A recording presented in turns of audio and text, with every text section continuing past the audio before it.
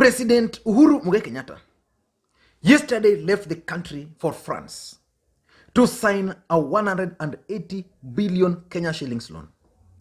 But Kenyans are asking one question.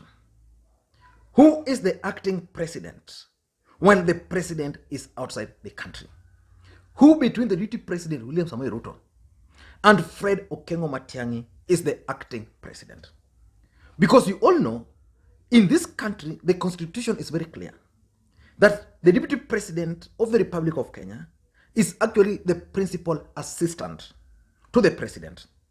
And we also know that President Uhuru Kenyatta, through Executive Order number 1, assigned Fred Matiang'i some roles which most people interpreted to mean actually the Prime Minister of the Republic of Kenya. Because the president believed by that time that his deputy was engaging himself in early campaigns and therefore was not executing the functions of the office of the Deputy President. So he assigned Fred Matiang'i some roles.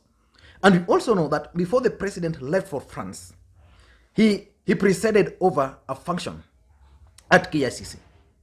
And his deputy boycotted that function in what most people termed as gross insubordination. And Fred Matiang'i actually took the role which was supposed to be performed by the Deputy President on that particular day. And it has always been tradition that whenever the president is leaving the country, the Deputy President would always escort him to the airport. When the president left for France, the Deputy President was nowhere at the airport to see off his boss. And Kenyans have been speculating on who is actually acting when the president is outside the country like he is today. In 2014, before the fallout between these two gentlemen, President Uhuru Kenyatta went to The Hague, and the president made this announcement. Speakers, honorable members, to protect the sovereignty of the Kenyan Republic, I now take the extraordinary and unprecedented step of invoking Article 147(3) of the Constitution, and I will shortly issue the legal notice necessary to appoint Honorable William Ruto, the Deputy President, as acting President while I attend the Status Conference at The Hague in the Netherlands. Finally, I urge my fellow citizens to accept and to understand my decision. So the president named his deputy as the acting president of the Republic of Kenya. And the deputy president took over that role immediately. You could see the deputy president enjoying power just from the convoy. He would sit in the office of the president, sign documents. But by that time, these two gentlemen were still an item.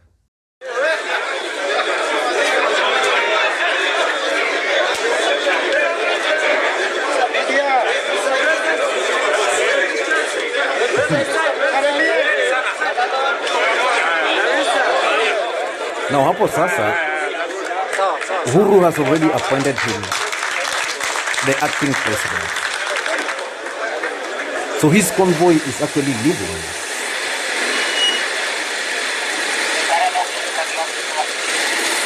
This is when Uhuru and Ruto were still an item.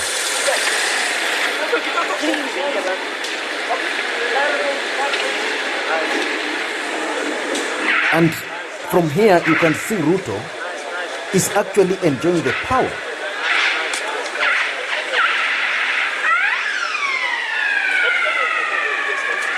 What really transpired between these two gentlemen?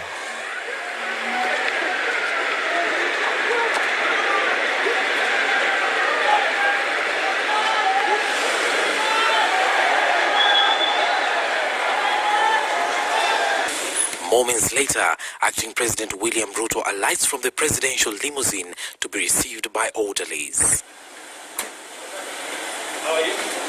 Ready for his first day in office as acting president. Despite the morning chill, his coat folded around his arm, perhaps an indication of the heavy and demanding task ahead of him. And once in the big office, first things first. A brief from the president's secretary before he adjusted his seat, perhaps to fit into his new role. But a lot of things have changed since that time. In fact, none other than Kipchumba Murkomen has been on record severally stating that President Uhuru Kenyatta has never assigned his deputy any role since 2017. He stated that even during his recent interview on Citizen TV. But listen to Kipchumba Murkomen making certain allegations previously. Kama amwezi kuheshimu ofisi ya Deputy President ambaye alifanya president kuwa president kwa kuomba kura pamoja, kama hamna heshima na hiyo ofisi, kama hiyo ofisi mpaka saa hii haijapewa kazi, kwamba kazi yake ni hii na hii na hii, kama portfolio has not been created ya Deputy President of the Republic of Kenya, mutawezaje kuheshimu a prime minister ambaye ni appointee ya president? Is it possible that Fred Matiang'i is now the acting president while the deputy president is still there? Because let's agree, constitutionally, the deputy president, let us just go through the constitution, what the constitution says about the functions of the deputy president.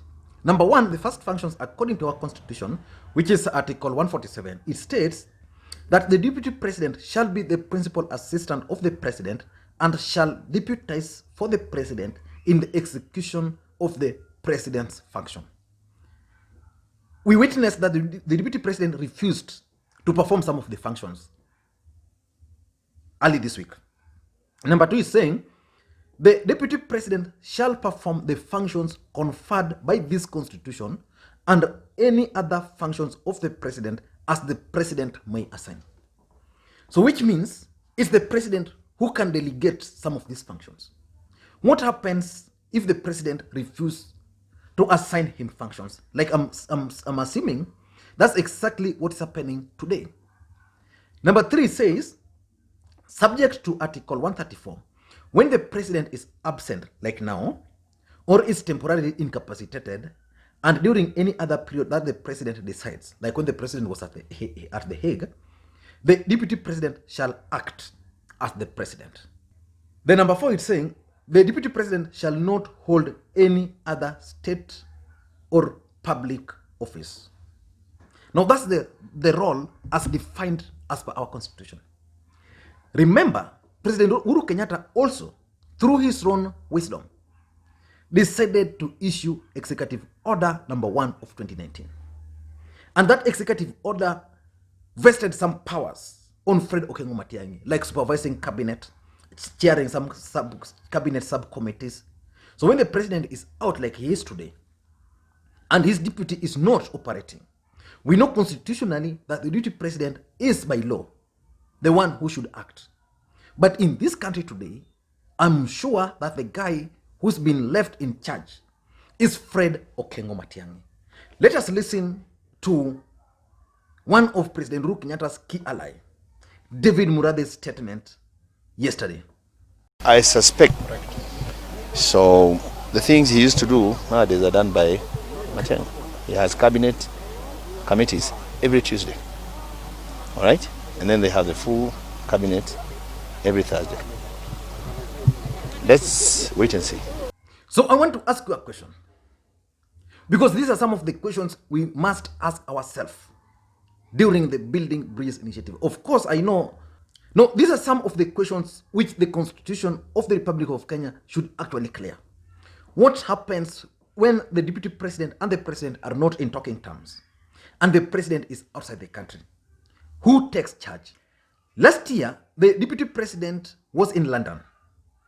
He was meeting Kenyans there. The deputy president had meetings with the church leaders. I mean, he was supposed to give a talk at the Chatham House. The deputy president cancelled one of his trips, one of his events, because the president wanted to go to Ethiopia. And the law is also very clear that we cannot have the president outside the country and the deputy president also outside the country.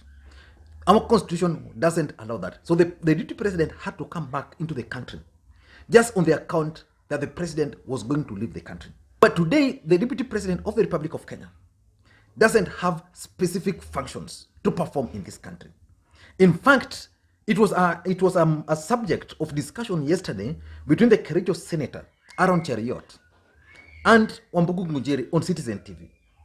The role the deputy president is playing, because Wambugu believes that the deputy president is doing what he ought not to be doing. Aaron Cheriot was very clear that the deputy president is doing those because the president has refused to assign him some functions. So the question is, who is in charge? I want to authoritatively say that when the president is outside the country today, like today, the person who is supposed to be in charge is Fred. The person who is supposed to be in charge is actually the Deputy President William Ruto. But because these guys are curtailing his powers, he's not in charge, whether the president is outside the country or the president is in the country. So the person who is currently in charge of this country, in my view, is Fred Matiang'i. And that explains why the deputy president did not escort the president when he was leaving, because it has been his tradition. It also explains why the deputy president did not attend the event at KICC, which was presided over by the president, and he was the one who was supposed to invite the president to speak. And also something also very, very interesting happened, and I know most of you did not take note. Last week, President Uhuru Kenyatta met with church leaders. Of course, the deputy president has also been meeting with the church leaders. But on the same day President Uhuru Kenyatta was meeting with the church leaders, the same day the deputy president also organized a parallel meeting with some church leaders. When the president took photos with the church leaders, it was clear that all of them had a mask. The deputy president also then took photos with the same church leaders who he was meeting. All of them had no mask. None of them had a mask. So it was a contrast. We have a deputy president, we have a president who is setting example that you guys need to put on your mask. Then we had a deputy president with the church leaders, and none of them putting on a mask.